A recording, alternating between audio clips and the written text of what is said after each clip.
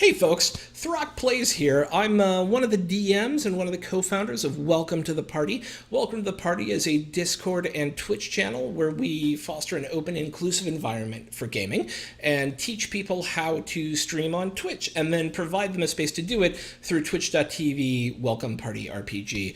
I am starting a series of videos by demand of some folks in Discord and some other friends of mine about Roll20 and how to stream D&D games and all sorts of other interesting little tidbits that'll up your Twitch game in terms of streaming D&D. So I wanted to start, though, by kind of talking about why we stream D&D or other RPGs. What's the point, right? You are very likely not going to be one of the most popular gaming streamers of all time, right? We live in a saturated environment in which D&D and other RPGs are online 24 hours a day, 7 days a week, with amazing people with established communities creating awesome content, right? So it would be highly unlikely for you to be the one, or for me to be the one for that matter, who gets to make a living off streaming D&D. So why do you do it? Why do I do it?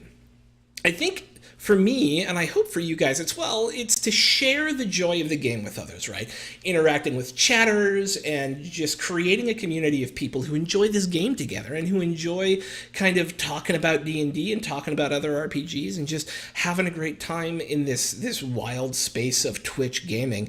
But none of that's going to happen unless you put a quality product out there. And so I think there are 6 things to keep in mind when putting together your first Twitch stream, or if you're an experienced Twitch streamer. I think these are some things that if you haven't thought about them, you could incorporate into your streams in order to increase the quality of them. Because by increasing the quality of your D&D stream, you're going to increase the engagement in your stream, right? You're going to have more people come, and those people who do come are going to stay, and that means you're going to be building a larger community and sharing that love of the game that you have with other folks all around the internet. So here are the 6 things I think you need in order to kind of up the Twitch game to a high quality level. That's going to be sound, music, cameras, an overlay, situational awareness, and then audience engagement. So let's start with sound, because I think it's the most important thing. If people can't hear you or your players, they're going to leave the channel. No matter the streaming program or video chat program you're using, just take a second before you begin your stream to check your levels so that everyone can hear you clearly and that everyone is at the same volume. Now, if you're using OBS or Streamlabs OBS, a good rule of thumb is if the sound bar in that center column on the screen at the bottom there, in OBS and in Streamlabs both, it kind of sits in the bottom center panel of the program. There's these audio levels bouncing back and forth, right? Whenever somebody's speaking. If they peak in the yellow, right? If when you're speaking it gets to the yellow but not to the red, the voice is in a good spot and is going to be clear and audible to people in the audience. But if it's in the red, it's going to peak out and get all weird and crackly. And if it's in the green, it's probably going to be too quiet. So just take that 30 seconds, even if you're using Zoom or Discord or whatever, to futz with the levels both in OBS and if you use Discord to stream, which I do now, I used to use Zoom, you're able to individually change the volume of your streamers in order to get to a point where everybody sounds kind of equal.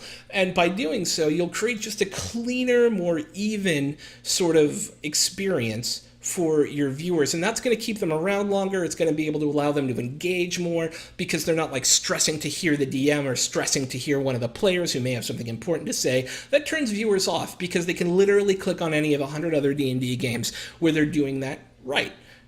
And so that's why sound is absolutely critical, right? It's the first thing that people are going to interact with is the speech of the DM and the speech of the players.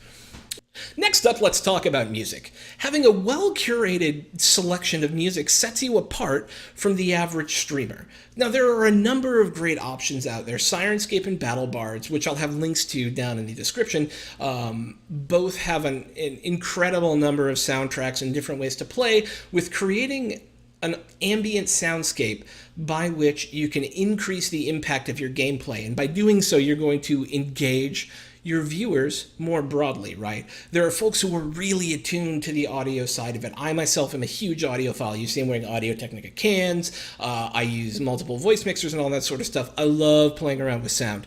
So, and I know there's lots of people like me out there on the internet. And so creating that soundscape draws people into your game, provides a level of professional production, right, with either free or incredibly cost-effective programs that allow you to create emotionality and weight to your game that otherwise wouldn't be there. Without that sound, you kind of have this dry, empty space in which people are talking, which is fine when you're sitting around your table and rolling dice and having fun and slapping down some Mountain Dew and eating some Doritos. But when you're streaming, remember, you've got to go a step beyond, because the point is to engage your audience and share your love for D&D with the world around you, right? Like, otherwise you wouldn't be streaming. You could be doing exactly the same thing without a stream. So why would you put yourself through that unless you really wanted to share your love? So it's that quality level of experience that you're trying to create, right? And that's what music does. It creates that second level of engagement for your viewers that keeps them around and also shows them that you're a conscientious streamer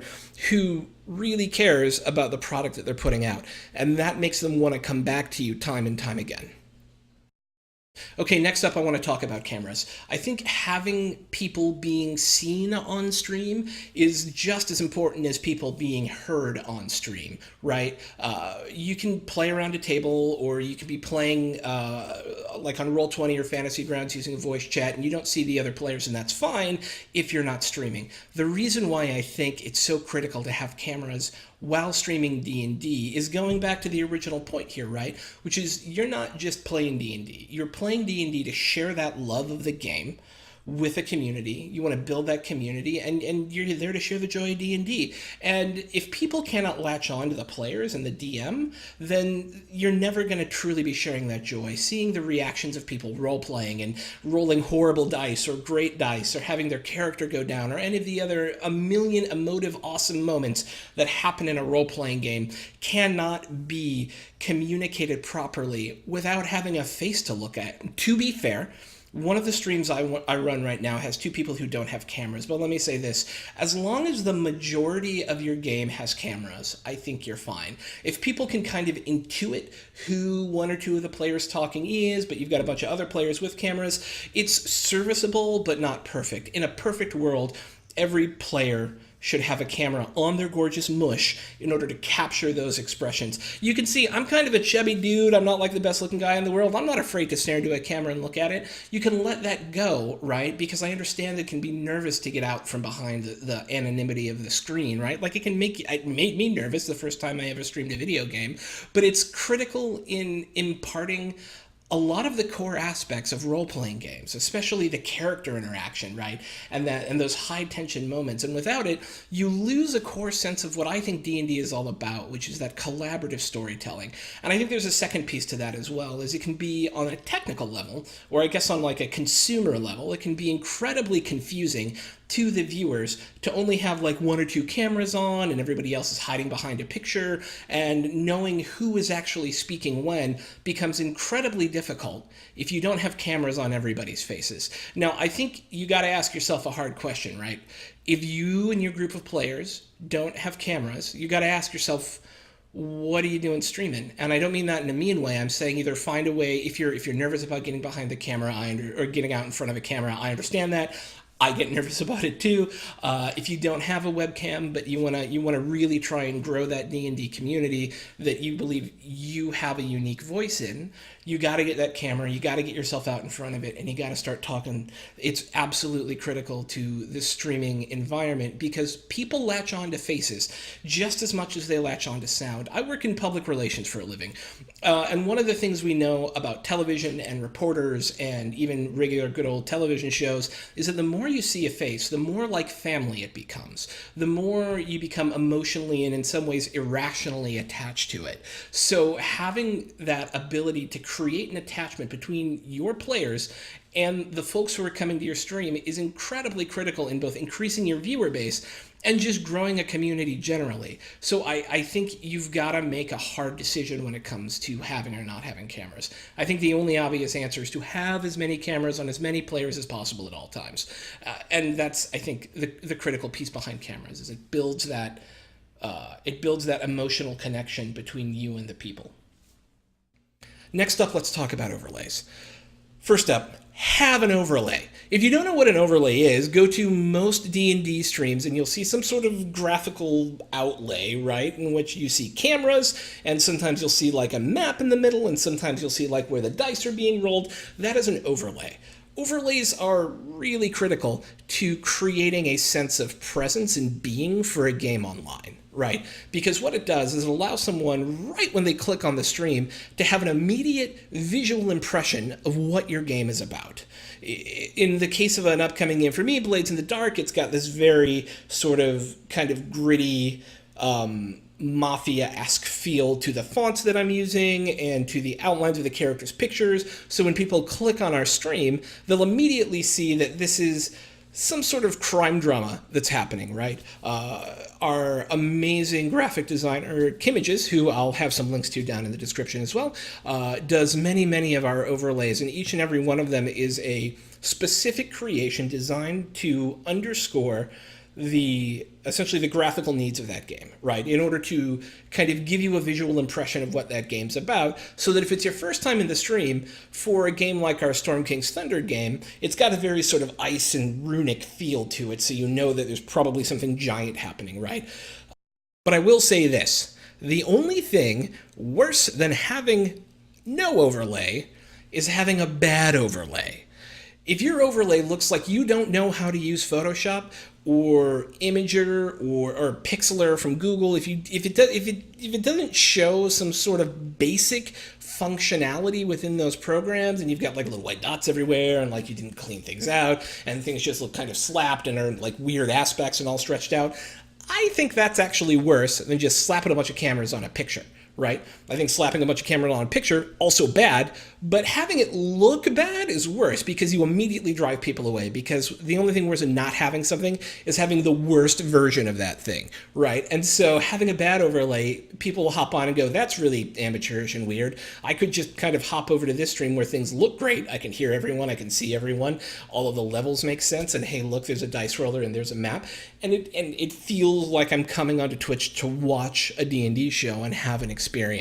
So if you're going to get an overlay, there are a number of amazing designers out there. As I've said like twice before, my amazing Kimages, who is a graphic designer for Welcome to the Party, and others out there who will do this at a relatively low cost. Or if you know someone who's a buddy who has some Photoshop experience or has some like Pixlr experience or something like that, engage them in the process and have it be a creative act for them to create the overlay for you, because that overlay speaks to what your game is about.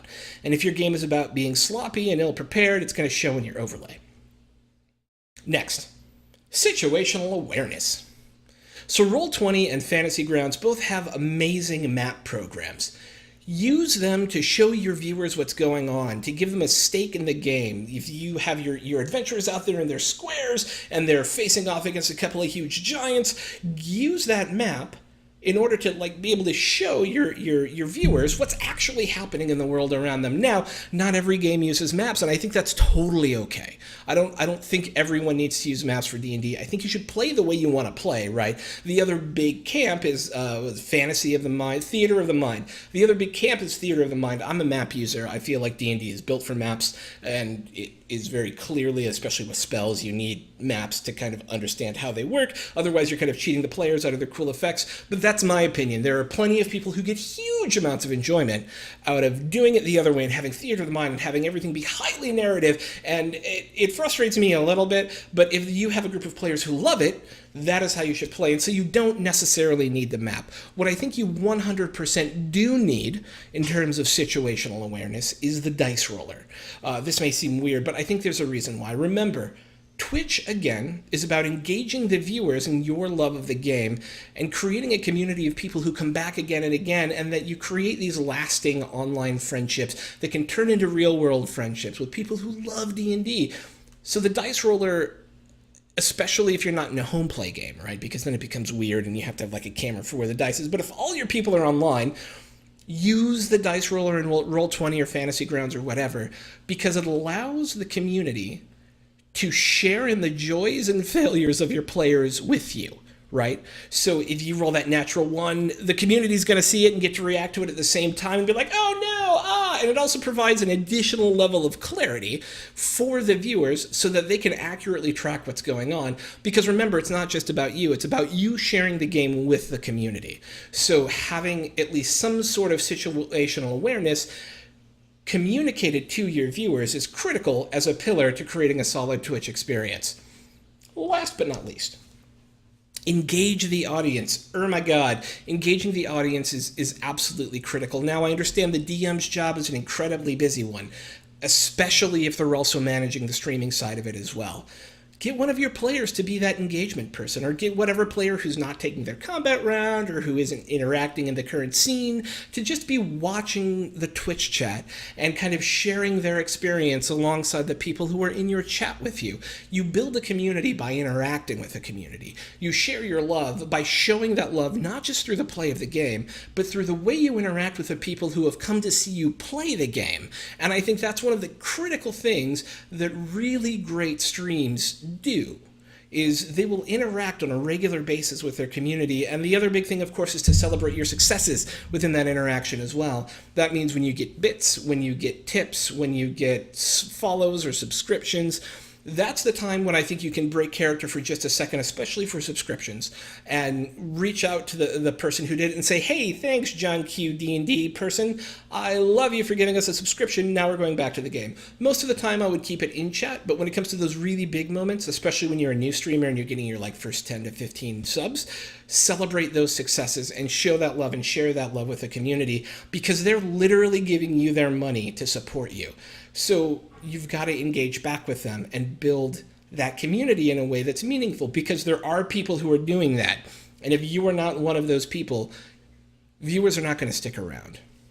So that's it. Those are the 6 big pillars, I think, of creating the very basics of a quality D&D experience on Twitch or any other streaming platform for that matter. That's sound and music, cameras, and a good overlay, ensuring that your viewers have some situational awareness, and engaging the audience. And that's it. If you can get those 6 things down, I think you're well on your way to creating an experience that will both create a community and share that love, which is the real reason I hope you're on Twitch to begin with. So hey, right, I'm Throcken. This was my first video. Pretty cool, right? I haven't really done one of these sort of talk to a camera YouTube videos before, so we'll see how it works. But I am one of the founders and the Friday and Saturday DM at Welcome to the Party. Welcome to the Party is all about creating an inclusive and educational environment for people who are either new to D&D or new to streaming games online, whether that's D&D or something else. We have great folks who do Photoshop work. We have great folks who can teach you the technical side of streaming. And we have this amazing Discord community that's really blown up. We've got like almost 150 people on there after 2 months. And it's just this welcoming and warm place where I hope you'll come join us. I'll put a link to the Discord in the thingy below. I can't remember what it's called again. The description? In the description below. And with that, I think I'm going to be out. So thanks, guys, and great gaming.